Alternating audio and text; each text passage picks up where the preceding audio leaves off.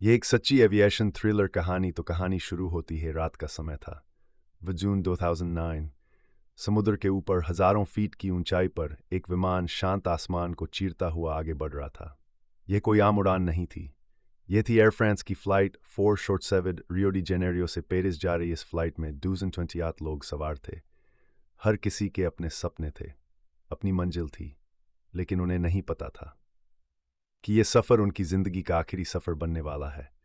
शुरुआत में सब कुछ बिल्कुल सामान्य था। कॉकपिट में बैठे पायलट्स, यात्री आराम से अपनी सीट पर बैठे। कुछ लोग फिल्म देख रहे थे, कुछ सो चुके थे। बाहर आसमान में हल्के बादल थे, लेकिन आगे रास्ते में एक खतरनाक तूफान उनका इंतजार कर रहा था।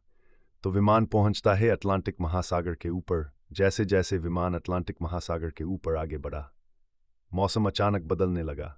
बादल घने हो गए, बिजली चमकने लगी, हवा तेज हो गई।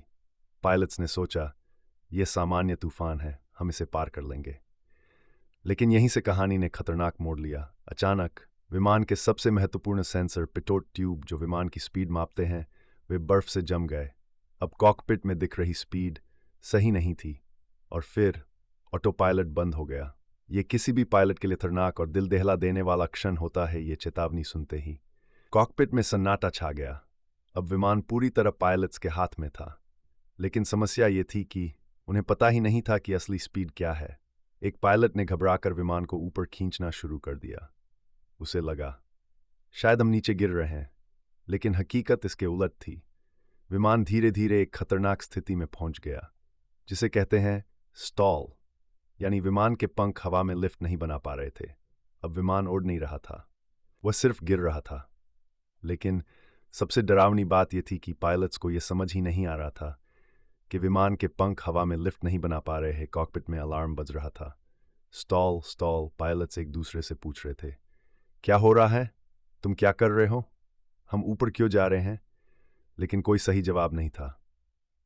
3 मिनट 30 सेकंड, इतने समय तक विमान आसमान से नीचे गिरता रहा, और आखिरकार वही हुआ जिसका डर था। विमान अटलांटिक महासागर में गिर गया। सब कुछ खत्म हो गया। 200 लोगों की जान एक पल में चली गई। पूरी दुनिया हैरान थी। विमान का कोई पता नहीं चल रहा था। 2 साल तक खोजबीन चलती रही, और फिर समुद्र की गहराई से ब्लैक बॉक्स मिला। तभी जाकर सच्चाई सामने आई। इस हादसे की असली वजह थी पिटोट ट्यूब का जम जाना, गलत स्पीड डेटा, और पायलट्स की एक छोटी सी गलती, एक गलत फैसला, जिसने सब कुछ खत्म कर दिया।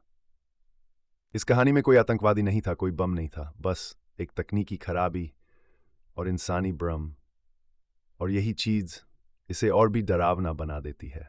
अगर आपको ऐसी और रियल एविएशन थ्रिलर स्टोरी सुननी है तो बताइए, क्योंकि आसमान में ऐसी कई कहानियां छुपी हैं जो आज भी रोंगटे खड़े कर देती हैं।